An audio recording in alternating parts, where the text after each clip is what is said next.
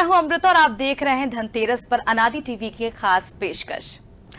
धनतेरस का दिन बेहद शुभ माना जाता है और इस दिन से ही पर्व की शुरुआत हो जाती है और 5 दिनों तक ये उत्सव चलता है, ये महापर्व चलता है, यानी कि दिवाली की शुरुआत हो जाती है। और सबसे बेहद खास धनतेरस को इसलिए भी शुभ माना जाता है क्योंकि इस दिन खरीदारी शुरू हो जाती है, शुभ कार्य आप कर सकते हैं। और खरीदारी किस तरह की करनी चाहिए, क्या कुछ शुभ कार्य करना चाहिए और भगवान धनवंतरी की किस तरह से पूजा करना चाहिए, भगवान कुबेर देव को किस तरह से प्रसन्न करना चाहिए, मां लक्ष्मी की किस तरह से आराधना करना चाहिए, यानी कि कुल मिलाकर सभी देवों की उपासना इस दिन बेहद ज्यादा खास मानी जाती है, महत्व माना जाता है इसका। और इस वक्त हमारे साथ चर्चा के लिए इस पूरी धनतेरस को लेकर, धनतेरस में क्या कुछ कार्य करने चाहिए, किस तरह से इसकी शुरुआत करनी चाहिए, हम जानेंगे पंडित अरविंद तिवारी जी से। अरविंद जी, आपका बहुत बहुत स्वागत है अनादि टीवी में।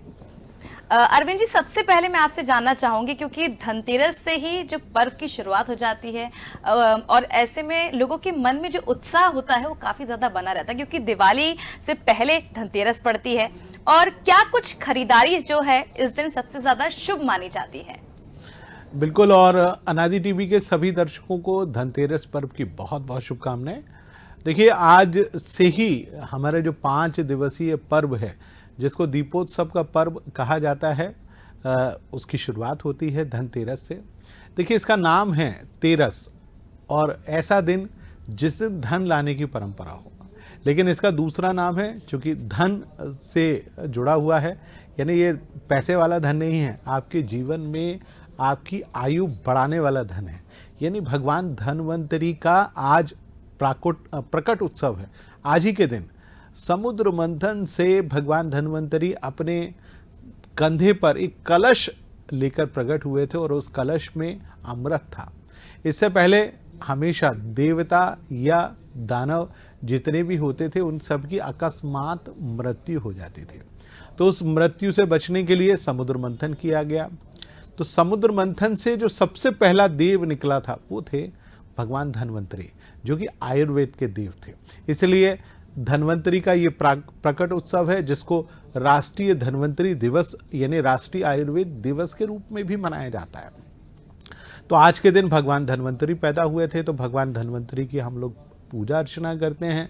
चूंकि उन्होंने आयुर्वेद की रचना की, उन्होंने इतनी जड़ी बूटियों जो कि इस संसार में प्रकट होती थी हमारे जीवन के लिए, सर से लेके पैर तक, और हमारे जीवन में सारी बीमारियों की परेशानियों को कैसे आप निजात पा सकते हैं बीमारियों से, इन सब के बारे में भगवान धनवंतरी ने बताया। तो आज के दिन उनकी पूजा अर्चना की जाती है, विधि पूर्वक पूजा अर्चना की जाती है। आज के दिन कुबेर की भी पूजा अर्चना की जाती है।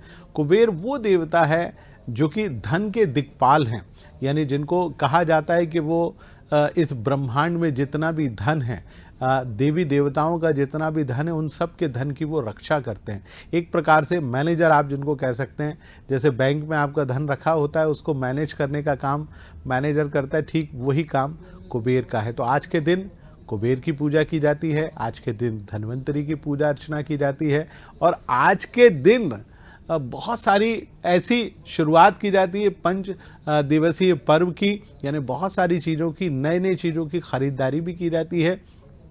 तो आइए हम सब मिलकर आज के दिन को हर्षोल्लास से मनाते हैं।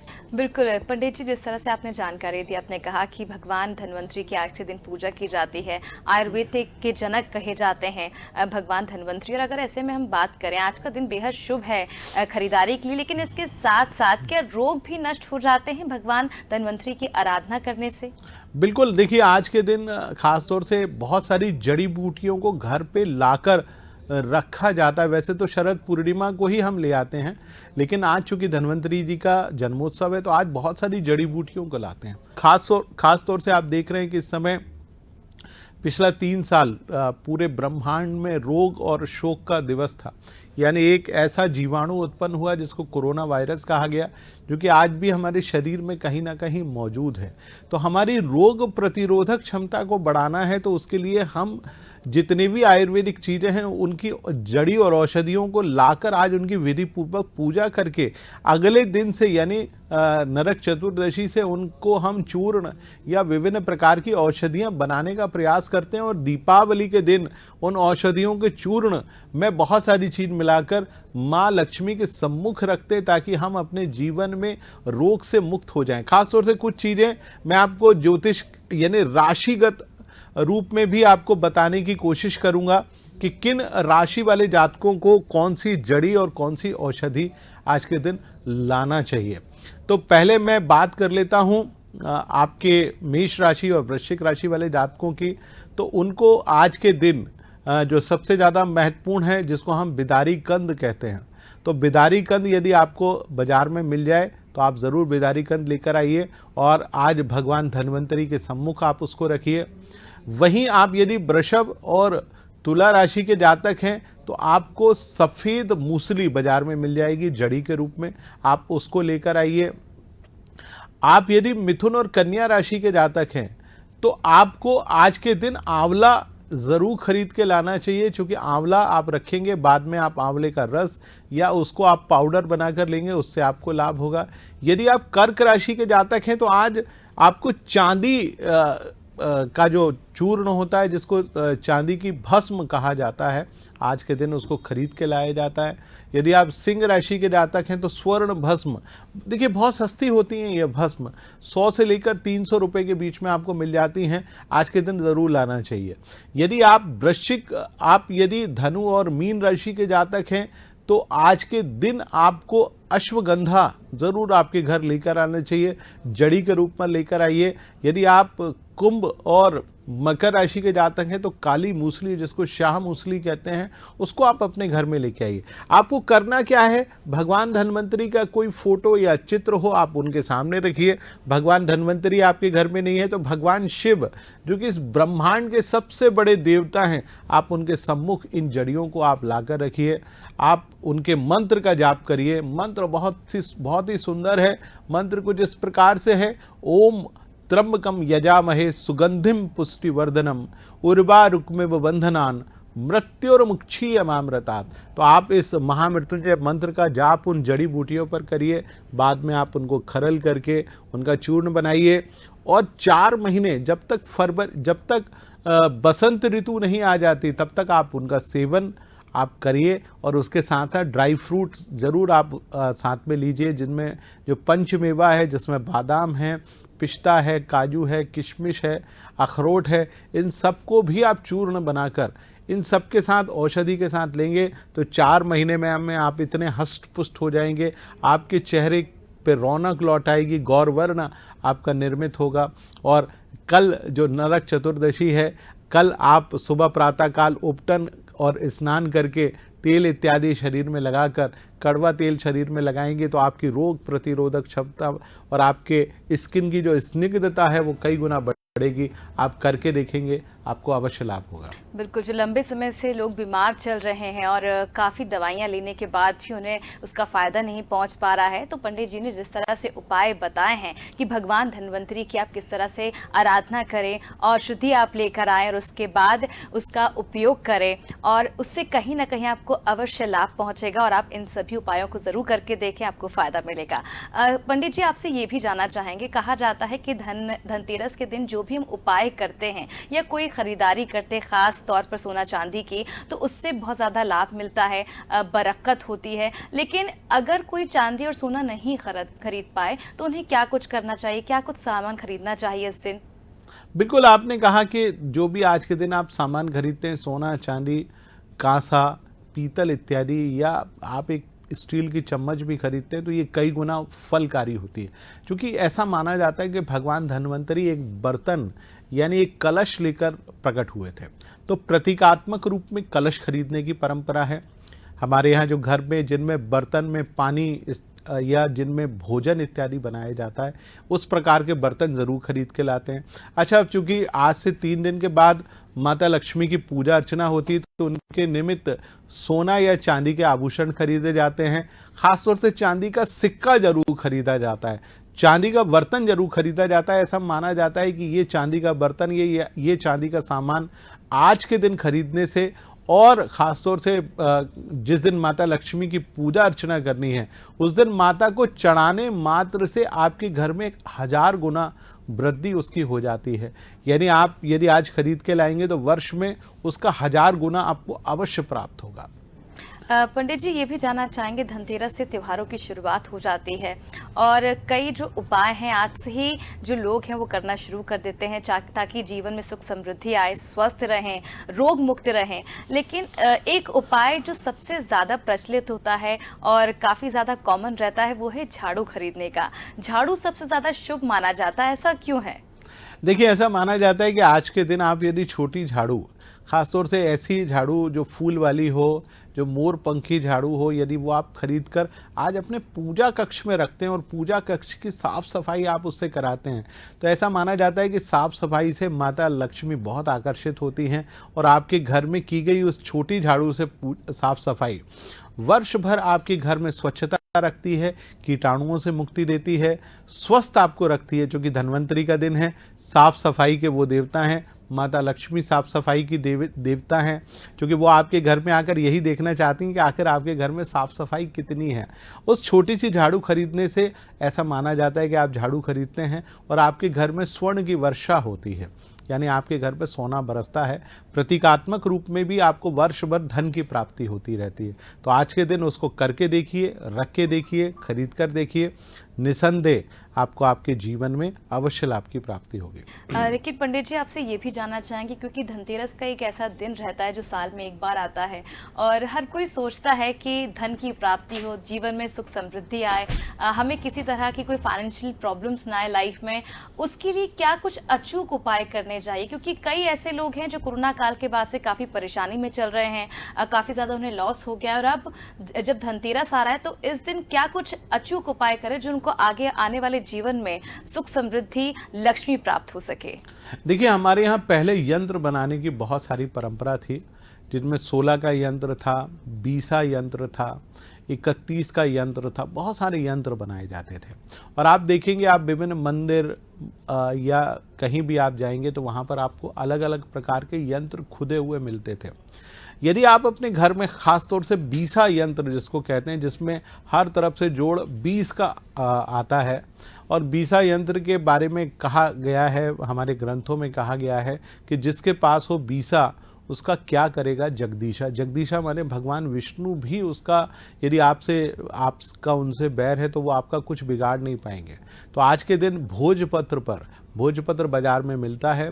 आप अनार की कलम से सिंदूर में केसर मिलाकर यदि आप 20 यंत्र भगवान विष्णु के मंत्र को जाप करते हुए यदि आप उसको बना लेते हैं और आज के दिन से लेकर आप 5 दिवसीय पर्व तक माता लक्ष्मी के सम्मुख उसको रख देते हैं, तो आप ये मानकर चलिए कि आपके घर में पूरे वर्ष भर कोई कष्ट नहीं आएगा, किसी प्रकार की कोई परेशानी नहीं होगी।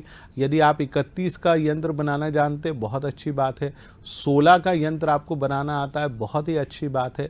इस प्रकार से आप अपने जीवन में उसको करते हैं तो आपको बहुत लाभ की प्राप्ति होगी। पंडित जी, आज से ही लोग घरों में दीपक लगाना शुरू कर देते हैं और सबसे महत्वपूर्ण, लोग कई बार 21 दिए लगाते हैं, कोई 11 दिए लगाता है, लेकिन घर के बाहर दीपक जो लगाते हैं उससे क्या, उसका महत्व क्यों इतना ज़्यादा माना गया और कितने दीपक धनतेरस के दिन खास तौर पर लगाने चाहिए? देखिए, धनतेरस चूंकि 13 का अंक है और त्रयोदशी की तिथि है, तो 13 की संख्या में कम से कम आपको दीपक ज़रूर लगाना चाहिए। देखिए, दीपक लगाए केवल इसीलिए जाते हैं क्योंकि यहाँ से लेकर जब आप यम द्वितीया के पर्व तक पहुँचते हैं और आप लगातार दीपक लगाते हैं, चूँकि अंधकार, कार्तिक मास के कृष्ण पक्ष की अमावस्या यानी त्रयोदशी से लेकर द्वितीया तक यानी शुक्ल पक्ष की द्वितीया तक घोर अंधकार होता है। घोर अंधकार होता है और उस अंधकार की जो एकमात्र देवी हैं वो है माता लक्ष्मी। जहां पर भी उनको दीपक टिमटिमाता हुआ भी मिलता है, वो स्थान पर जरूर प्रवेश करती हैं और वो इस स्थान पर प्रवेश करने के बाद उस स्थान को धन से परिपूर्ण कर देती हैं। तो आज के दिन आप दीपक लगाइए, 13 दीपक कम से कम लगाइए। उनको 16 का अंक बहुत पसंद है, उनको 8 का अंक बहुत पसंद है। 4 चौमुखी दीपक आप अपने घर के बाहर चारों दिशाओं में लगा सकते हैं, आप इनको ज़रूर लगाइए। कड़वे तेल के दीपक लगाइए, क्योंकि कड़वे तेल के दीपक इसलिए लगाए जाते हैं क्योंकि इस दौरान बहुत सारे मक्खी, मच्छर और छोटे छोटे जीवाणु उत्पन्न होते हैं। जब वो उस दीपक की अग्नि के पास जाते हैं तो वो उसको समाप्त कर देते हैं। और सबसे बड़ी बात, इस समय जो दीपक होता है वो आपके घर की नकारात्मक यानी नकारात्मक ऊर्जा को वो पूरी तरह से समाप्त कर देता है और आपके घर में सकारात्मक ऊर्जा का प्रवेश होता है। बिल्कुल, कहीं ना कहीं जो 13 दीपक हैं, इन्हें लगाने से आपके जीवन में सुख समृद्धि आएगी और जो नकारात्मकता है वो पूरी तरह से नष्ट हो जाएगी। तो आप इस बार धनतेरस में 13 दीपक लगाएं अपने घर में और माँ लक्ष्मी का आगमन करें। पंडित जी, ये भी जानना चाहेंगे, जैसे कि आपने कहा कि माँ लक्ष्मी का आगमन होना शुरू हो जाता है धनतेरस से, घर में साफ सफाई देखने आती हैं वो, और 13 दीपक जब आप लगाते हैं तो माँ लक्ष्मी इससे बेहद प्रसन्न होती हैं। लेकिन क्या माँ लक्ष्मी के लिए प्रसन्न करने के लिए क्या एक रंग जो होता है वो भी उनका कुछ खास होता है जो धनतेरस के दिन हमें ग्रहण करना चाहिए? देखिए, आज चूंकि धनतेरस है और भगवान धन्वंतरी श्वेत रंग की वेशभूषा के साथ प्रकट हुए थे, लेकिन माता को सबसे ज़्यादा पिंक यानी गुलाबी रंग उनको बहुत पसंद है। तो आज के दिन गुलाबी और श्वेत रंगों का यदि आप इस्तेमाल करते हैं तो मुझे लगता है कि वो भी आपके लिए बहुत महत्वपूर्ण होता है। इन दोनों रंगों का जितना आप इस्तेमाल करेंगी, खासतौर से हमारे घर की जो गृह लक्ष्मियाँ हैं, बिटियाएँ हैं, कन्याएँ हैं, माताएँ हैं, बहनें हैं, पत्नियाँ हैं, वो यदि पिंक यानी गुलाबी रंग का इस्तेमाल करती हैं और पुरुष यदि श्वेत रंग का इस्तेमाल करते हैं तो कहीं ना कहीं बड़ा महत्वपूर्ण उस चीज़ को माना जाता है। और इन दोनों रंगों का समावेश अपने आप में बड़ा महत्वपूर्ण होता है। लोग अपने घर की साफ़ सफाई, खासतौर से घर के मुख्य द्वार को साफ करते हैं। घर के मुख्य द्वार की सज्जा आज के दिन से प्रारंभ की जाती है, क्योंकि आज से 2 दिन बाद माता लक्ष्मी आपके घर आने वाली हैं। तो घर के मुख्य द्वार को वास्तु के अनुरूप आप संभाल लीजिए, सजा लीजिए और उस पर अच्छे अच्छे तोरण, ख़ास तौर से आम के पत्तों का एक प्रकार से तोरण द्वार बनाया जाता है। अच्छा, आज के दिन चूँकि जैन समाज के जो सबसे बड़े हमारे जो तीर्थंकर थे, जो 24वें तीर्थंकर थे भगवान महावीर, उनको भी आज से ज्ञान प्राप्त हुआ था। ऐसा माना जाता है कि दीपावली के दिन उन्होंने महानिर्वाण को प्राप्त किया था। तो जितने जैन धर्म के धर्मावलंबी हैं वो भी विधिपूर्वक उनकी पूजा अर्चना करते हैं और उनकी स्मृति में ऐसा माना जाता है कि दीपावली के दिन लाडू चढ़ाने की भी परंपरा है। तो यहाँ से पूजा अर्चना की जाती है और भगवान महावीर की भी विधि पूर्वक जो जैन धर्मावलंबी हैं वो पूजा अर्चना अवश्य करते हैं। तो बिल्कुल माँ लक्ष्मी की भी आराधना की जाती है, भगवान गणेश की भी की जाती है। कुल मिलाकर जितने भी देवी देवता हैं आज के दिन उन्हें प्रसन्न करने के लिए तमाम उपाय जो हैं भक्त करते हैं।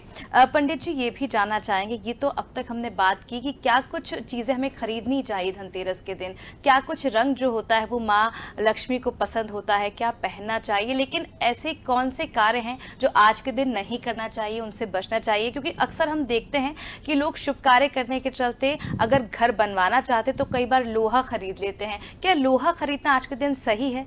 बिल्कुल, लोहा आप खरीद सकते हैं, लेकिन काली वस्तुएं, विशेष तौर पर काले रंग की चीज़ें खरीदने से बचना चाहिए। और ख़ास तौर से जैसा आपने लोहे के बारे में बात की, तो धनतेरस से लेकर जो 5 दिवसीय पर्व है तब तक लोहा खरीदना एक प्रकार से वर्जित माना जाता है।